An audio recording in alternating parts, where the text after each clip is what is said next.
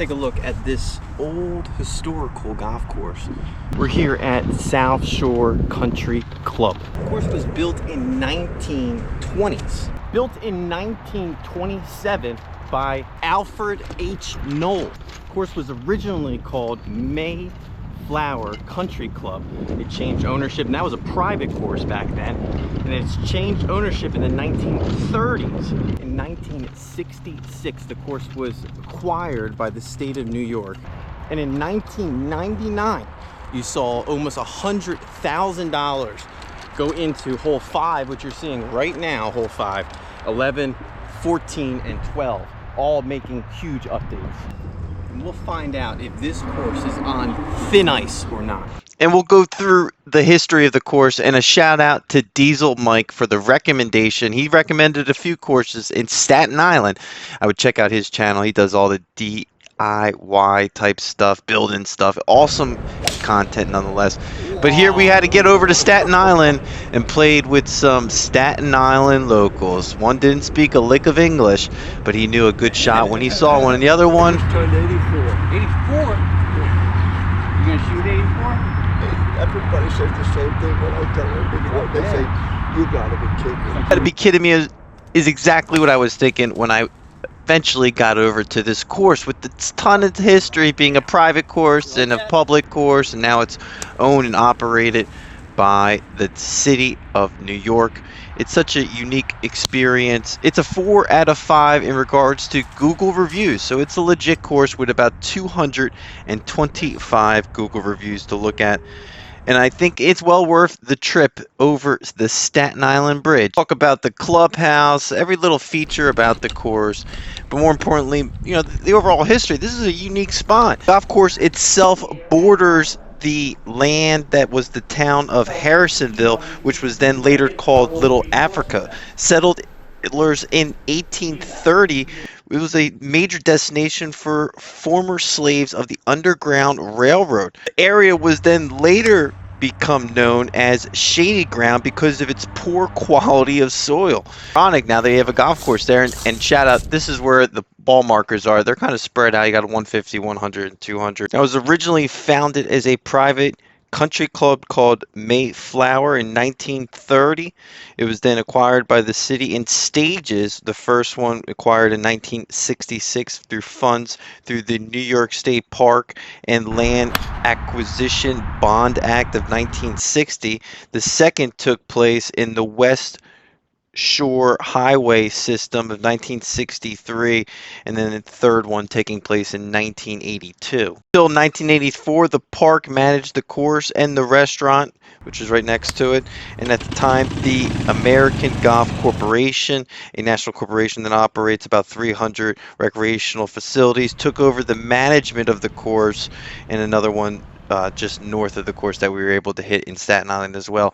And shout out, there's actually another chain course in Staten Island, North Silver Lake Management Company, or whatever you want to call it, is going to be overseeing this course and the other course in Staten Island. All three public courses are going to be managed by the same facility. There's a ton of history, over 100 years of history here, almost 100 years of golf history here, and it does stay true to its name. It's got a strong 4 out of 5 on Google, so you would think that it's going to be not the best, not the greatest course, but I thought it was a good course to go out. It doesn't feel like you're that close to New York City, but you're close. You're in Staten Island. You are on the island. You're playing golf. It doesn't feel like you're on an island at all. Doesn't feel like you're close to the shore at all, so disregard the name.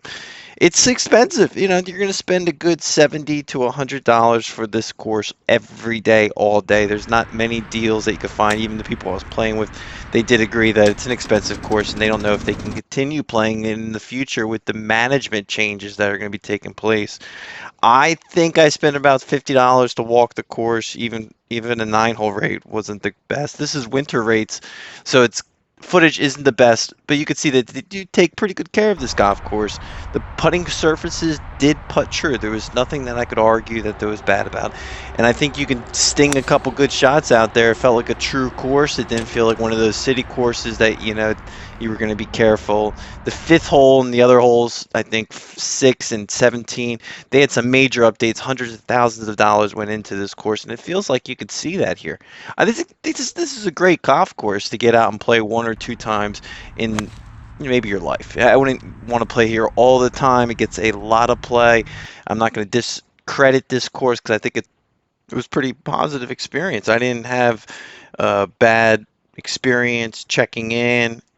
I didn't have a bad experience waiting on any of the tee boxes. Now, granted, it was later on in the day, so it was a little bit slower. You could tell that there's a lot of changes happening. You could overhear it through the staff that there's going to be a lot of leadership changes. So I'm wondering how that's going to fall out in the coming future of this course, and if it's going to be a positive thing for it. I played Silver Lake the same day, and I thought that course was in better condition, so I think that it could be a great thing. This course, in regards to the stats of it, it's stretches 6,317 yards with a slope of 113 and a rating of 69.9. It's considered to be the best public golf course to play on Staten Island, but there's only 3 public ones to play, and I can make that argument that this could be the best. In regards to golf now, and you might be able to find a deal, but I still haven't seen anything pop out. You got to pay full price for this course. Staten Island courses, there's no good deals. There's not many people I feel like playing them, but when you get there, it feels busy. Like you're always going to be paired up. This round, I felt like I was paired up with maybe 4 different groups of people because people were leaving, people were coming. It's just it's a weird experience out there with the city golf. You don't know who you're going to play with. Shout out to Jim and the other fellow I played with. It was a good experience going out them, and I hope that the years to come of playing golf that they can enjoy this. They're going to be playing a lot of golf out here, and it's a great course. The putting surfaces, I think, are the best part of it.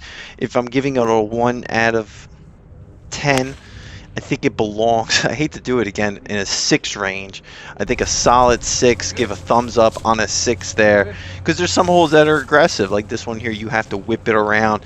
You gotta have some good shot tracking ability to get around this course and shoot par on some of the holes, but it doesn't play far enough to where you have to hit driver on each one of the holes. But you could definitely get cute on some of your 4 irons or 5 irons and have a great time.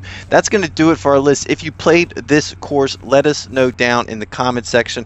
We're just trying to play better golf, that's all. And Staten Island had some great golf, and we hopefully in the near future we can get there. This is the Parfessor.